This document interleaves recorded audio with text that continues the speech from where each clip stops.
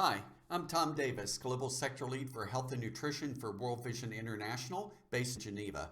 This is an online version of a presentation I originally gave at the 2009 Core Group Fall Meeting on the Science of Persuasion, using persuasion principles and techniques in food security, child survival, and other community development programs. This is part 2 of a series, and you can click on the link on this page to load up the introduction to this series.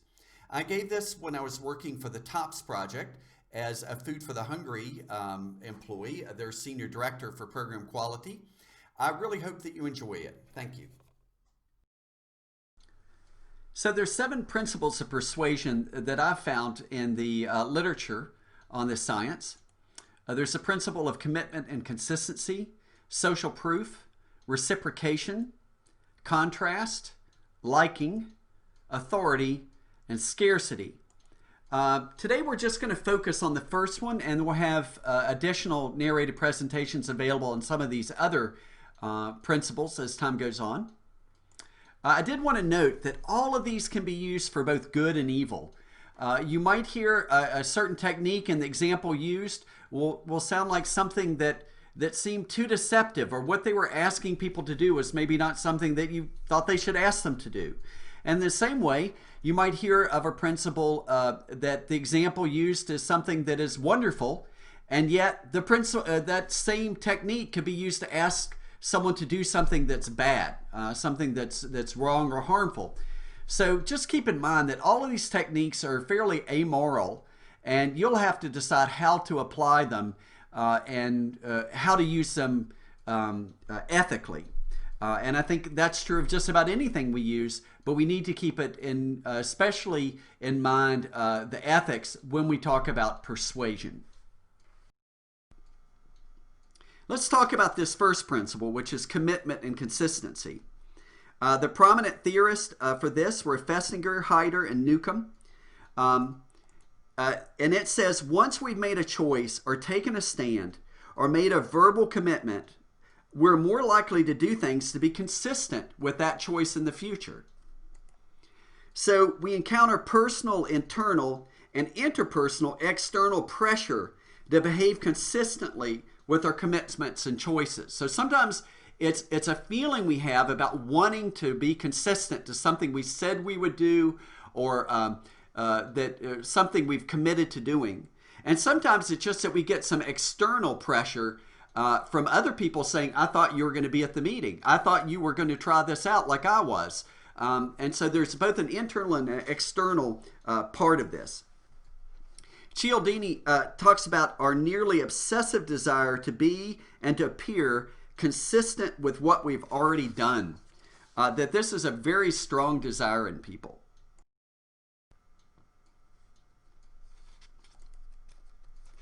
So this is good, really. Despite how often we fail, we have solid hardwaring for living consistently. That seems to be the case from what the literature is saying. And most everyone believes our best evidence of what other people truly feel and believe comes less from their words than from their deeds. But you might say, but for me, just ask me, don't watch me. But what is equally true is our best evidence of who we are comes less from our thoughts about ourselves, but from what we see ourselves doing and what we hear ourselves saying. And you'll remember that, reflect on it a bit as we go through some of these studies. I think you'll see what I mean, that it's not just when we see ourselves doing something, when we actually do something, or when we say something, even though at the time we might say, I don't really believe that, it affects us.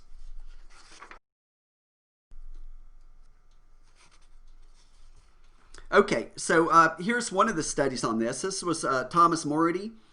He staged thefts on New York City beaches. They had a research accomplice who put a blanket about 5 foot from a randomly chosen person, and he listened to the radio, and then he leaves to stroll down the beach. The second accomplice comes up and grabs the radio and hurries off. How many people do you think would intervene to stop the theft? I'll give you a second to think about that. Well, it's about 20%. Now, they make a change. They have the same setup. but the accomplice asks a person to watch my things during their walk. So he says, I'm going to go down the beach. Would you watch my things? All the people that they asked that were randomly chosen said that they would. And then that second accomplice comes and steals the radio. How many people intervene? What difference would that make? Just that simple question, will you watch my things? And someone says yes. 95%. Some run after the person and stop them, demanding an explanation. Some restrain the person physically. Some snatch the radio away. And this has been repeated in a lot of different settings with the same results. So why would they do this? Why take the risk? It's just something you said to a total stranger. And the reason is that we highly value that consistency. The heart of logic, rationality, stability, and honesty lies in that consistency. We're often automatically consistent. And that's usually very helpful to us. There are times when it's not helpful, but in general, it's good that we're consistent this way. And that's the study that came from back in 1975. So I think things could definitely change in a higher risk neighborhood. But in general, asking someone if they would do that would lead to a higher percentage. Maybe not as high as 95% in a lot of places, but this has been replicated in a lot of places with the same result in terms of much higher results when you ask someone if they would do that for you. Okay, here's another one. Stephen J. Sherman's study on door-to-door donation collections. We can call that the self-prediction, then request technique. So it's self-prediction, then request, just to remember it. So group number one, they telephoned Bloomingdale, Indiana residents as part of a survey and asked them to predict what they would say if they were asked to spend 3 hours collecting money for the American Cancer Society. Many said that they would volunteer. And then a few days later, an American Cancer Society representative calls and asks them to spend 3 hours collecting money for the American Cancer Society. The second group, they just called them once and asked them to volunteer for 3 hours without the call ahead of time, without that call ahead of time asking them to predict if they would do it or not. What difference would you expect in terms of the volunteer rate? Think about that for a minute. Well, there were 7 times more people who volunteered in group 1 who got the earlier phone call and asked to predict whether they would get involved as compared to group 2. Why? We value consistency. This has been repeated many times in different settings and with different issues. For example, a poll on whether people would vote on election day often leads to increased voter turnout afterwards. So asking people ahead of time, do you plan to vote? People are likely to say yes, and then just by asking those people if they're going to vote, they're more likely to turn out and vote later on.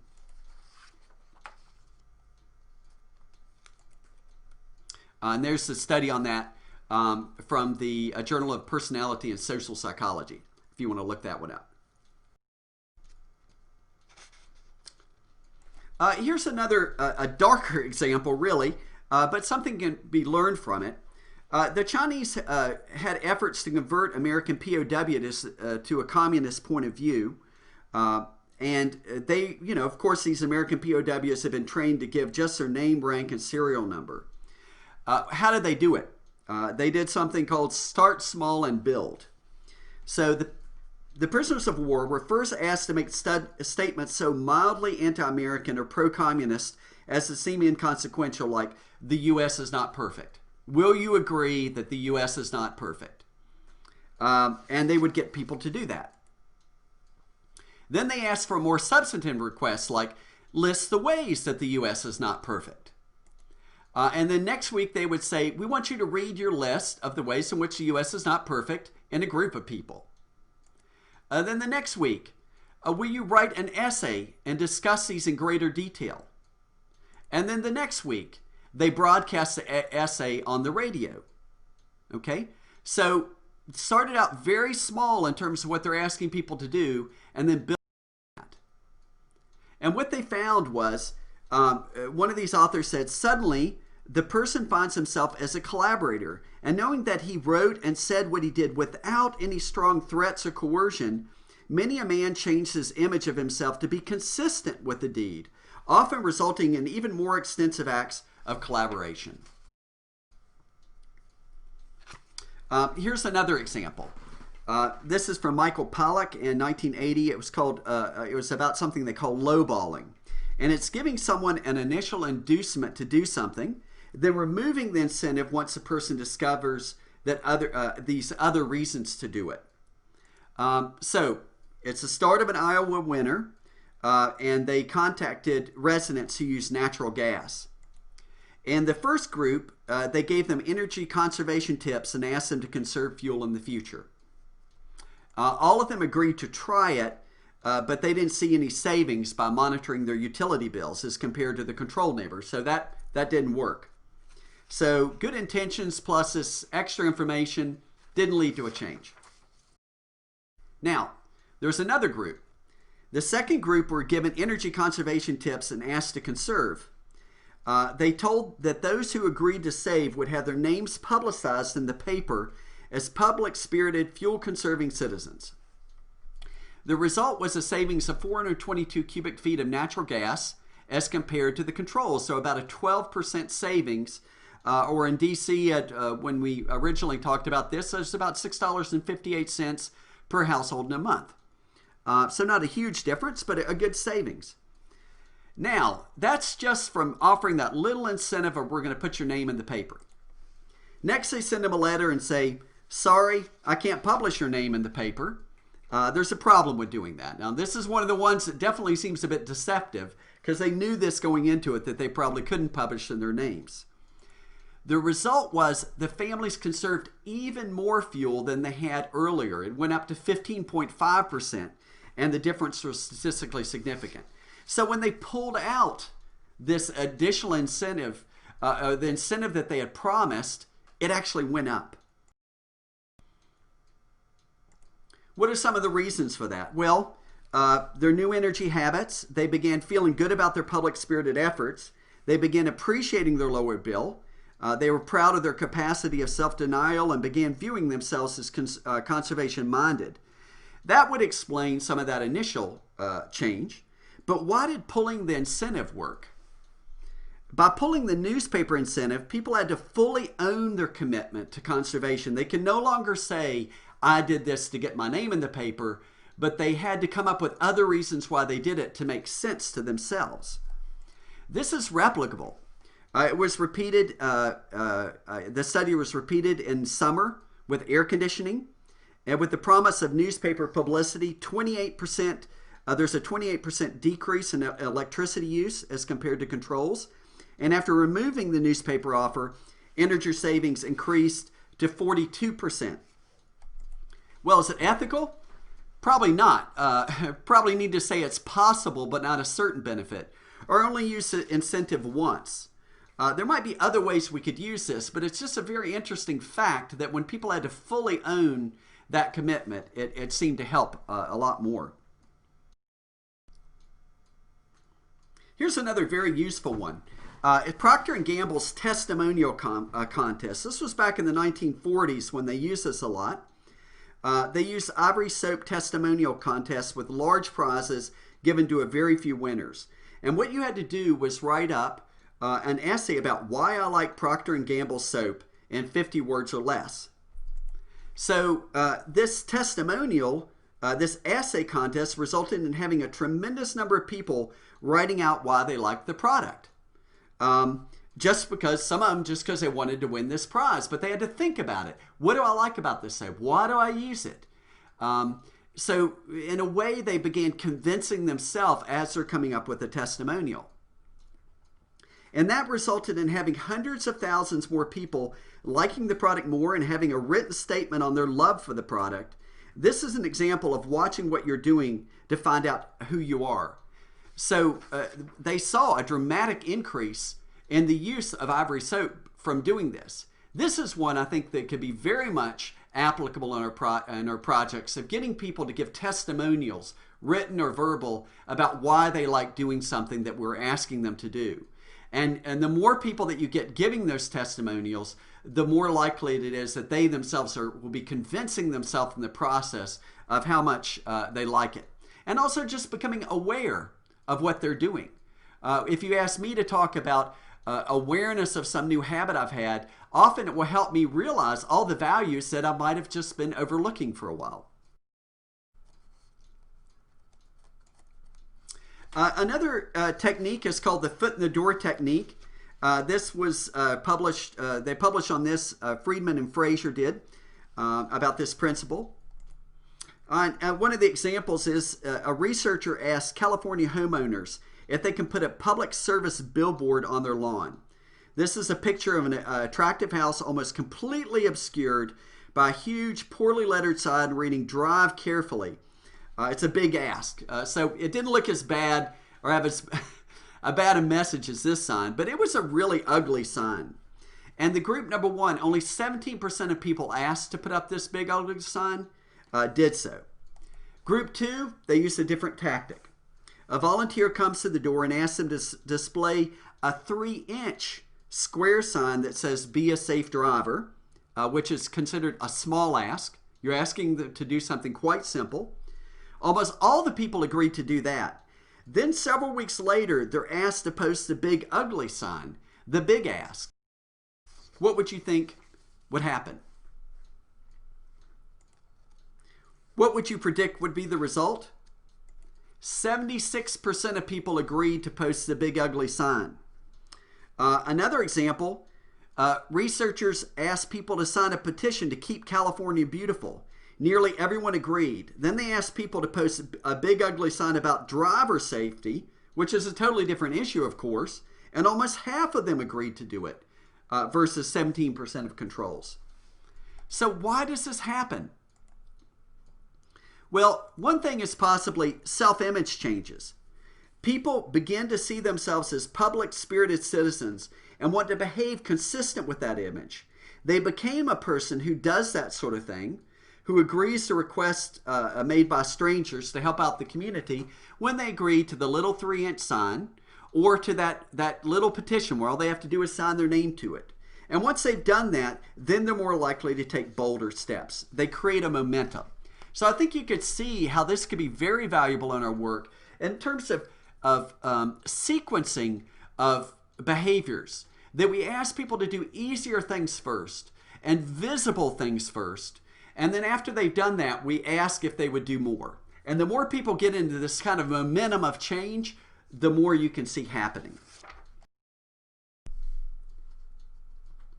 Another foot in the door study, they started with a small request where a researcher calls and asks about a household products that the household uses. And if they agree, they answer 8 questions about soap use.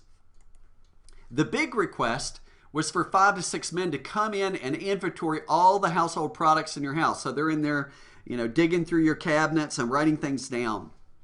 The researcher makes a single contact with the big request. When they did that, they just asked them for this big request. We want to have people come in and inventory all these household products. 22% said they could do that. Secondly, the researcher familiarizes the person with the subject on the first call and then makes a bigger request on the second call. It increased to about 28% compliance. Then a separate sample, the researcher makes a small request but doesn't ask the person to do it actually. So asking about that we would like you to answer these 8 questions, but doesn't actually ask them later on. And then they call back with a bigger request. So a 33% compliance. And then a separate group, the researcher makes a small request, which was done. They answered the 8 questions. Then they called him back and said, can we have 5 to 6 men come in and inventory all the household products in your house? 53% compliance. So you can see asking this smaller thing first and then the bigger thing can have some real dramatic effects. And I think part of it is developing that relationship with the person, but also it is getting them to make a commitment to something just in their actions. They're willing to help you the first time. Now you're going back and asking for something else. And this is a study that was published on that, the foot in the door technique. Some other examples and tips. The American Heart Association donation study, they would label people. So households are approached and asked if they would make a donation to the American Heart Association. And then half who volunteered were told, "You're a generous person. I wish more people that I met were as charitable as you." We'll call this technique positive labeling. The other half were just thanked for their donation. Then 2 weeks later, they're approached by another person for a donation to multiple sclerosis. What would you predict? Who gives more and how much? The generously labeled people gave 75% more than those who were previously just thanked.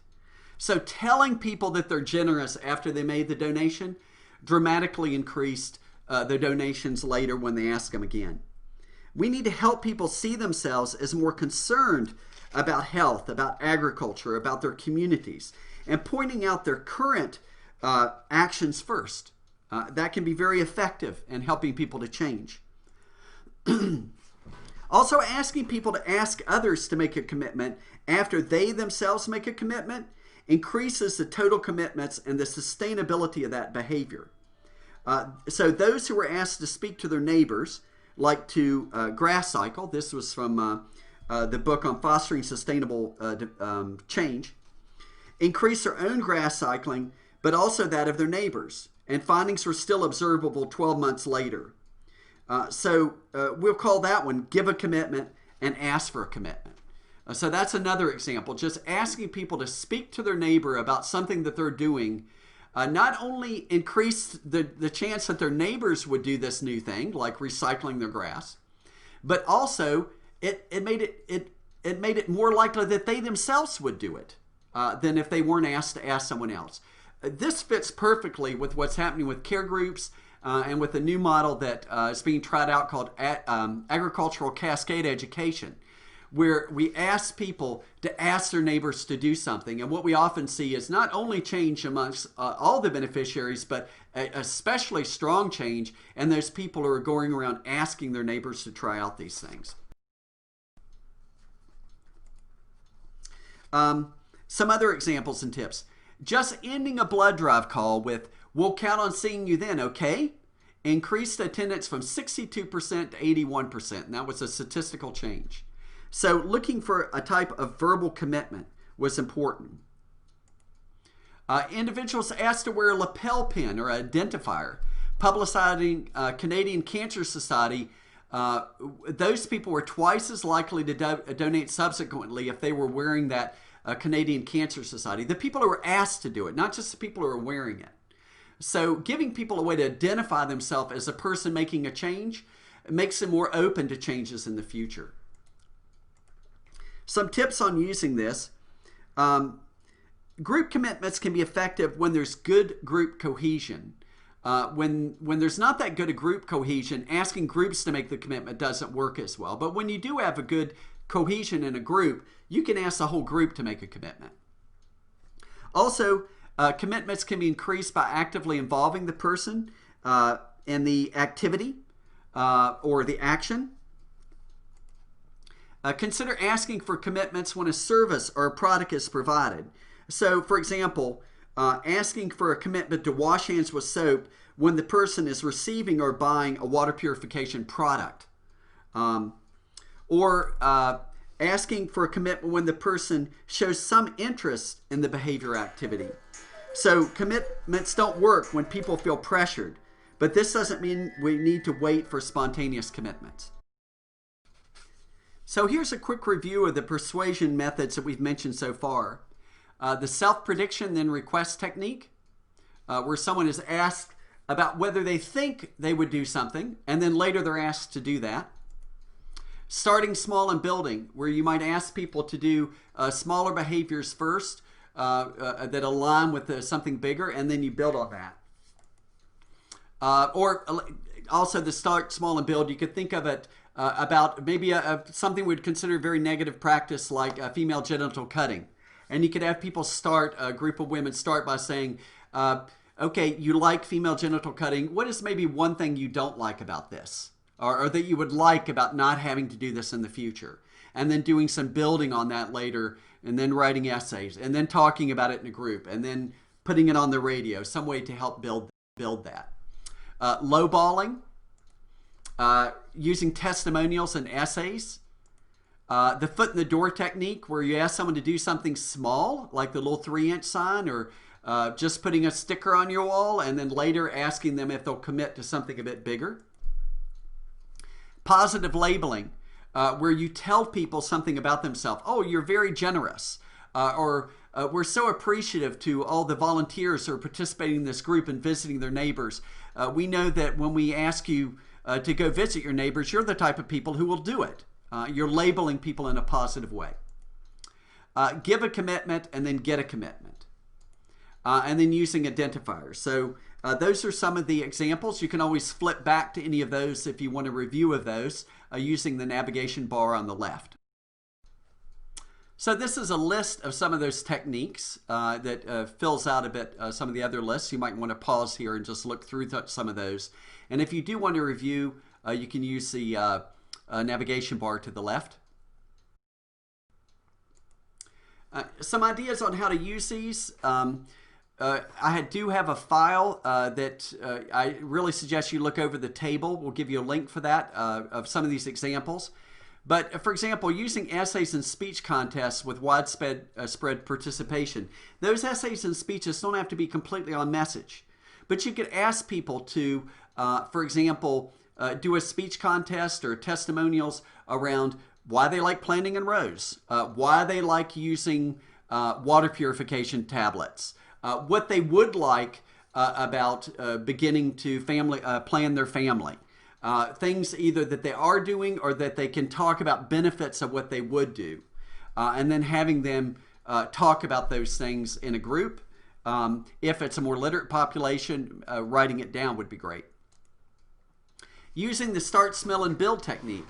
So asking those people who are ambivalent to list one thing that they do not like about a behavior, like planting in rows, or what they don't like about their current behavior. In the motivational interviewing literature, these are called change talk questions, where you ask people questions to get at what do you like about the behavior you're considering, what do you not like about your current behavior, and by talking through those things, they've seen some real changes in people's behavior. Related to that, using more simulations where people rehearse behaviors, like talking to your husband about planting a home garden. That's something, if you had mothers doing that in group, or women, they're talking to each other as if they're going to talk to their husband about doing this. Later on, it becomes part of what they've developed a bit more of a skill, and they also are probably a lot more likely to say, I agree with doing this, because they've been describing to another person why they think this is a good move. Asking for small verbal or written commitments, but without giving any pressure. That's important. It's good to ask people for these verbal or written commitments when you feel like, in general, they'd like to do it. Since there's a lot of resistance still, you're not at the point of asking for a commitment. That will be perceived as pressure, and you really shouldn't be asking for that commitment before you feel like they're at the point of wanting to make a change. Asking people what they would do before asking them to do it. So using local surveys about future action. How likely would you be to participate in a community campaign to end open defecation? Before you've required anything of people, just asking them, would you be willing to participate? And then when you go back and actually call the meeting, you should see higher participation rates. Using local petitions. Do you agree that our community needs to do X? If so, please sign here. Having people make that small commitment, then they're later more likely to participate in the different activities that are going on to help make a change. Using the foot in the door technique. So asking for those small commitments before asking for the big commitments. A lot of this is just staging. It's a sequencing of what you're going to ask people to do. And staging your curricula and interventions accordingly. So that's the principle of commitment and consistency. As I said, we'll try to make additional narrated presentations available on the other 6 principles of persuasion as time goes on. In terms of more resources, if you want to look at some other application examples, you can download a table with a summary of this principle the techniques associated with it, and ideas on how to use them in your food security, child survival, or other community development work by clicking on this link or by copying it down and pasting it into your browser. Note that there are underscores between each word and the title here. So it's www.caregroup.org/docs/application_of_persuasion_principles.doc. And that table should be helpful to you to have some other ideas of how to apply what you've learned. Also, if you want to do some further reading about this and other principles, these are some of the books that I'd like to suggest. You might want to pause this if you want to write down any of these. The Influence, Science, and Practice is a great one, and also Influence, the Psychology of Persuasion. That one has been translated into Spanish, French, Portuguese, Thai, Indonesian, Arabic, and 20 other languages. And you can see Amazon to look at those different language groups.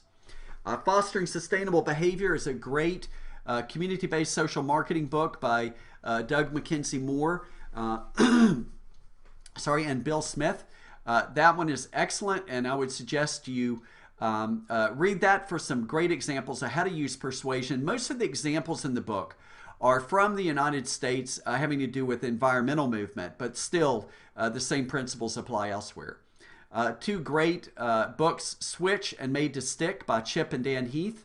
Dan Heath is an advisor to the Social Behavior Change Task Force and has worked with us some. Those are two of the best books out right now on behavior change and organizational change. Change or Die was one that I mentioned earlier. How We Decide, another book. I've got a book that's out of print that I have a Word version of it called The Human Connection, which is particularly good for Christian organizations that want to see how to apply this in the church. I have that available. Marketing Social Change by Alan Andresen, and also Persuasion Theory and Research. So there's some of the books and other resources available if you want to read more about this. I hope this has been useful for you. You'll find ways to apply it in your work and to help people to make the changes that they want to make in their lives. Thank you.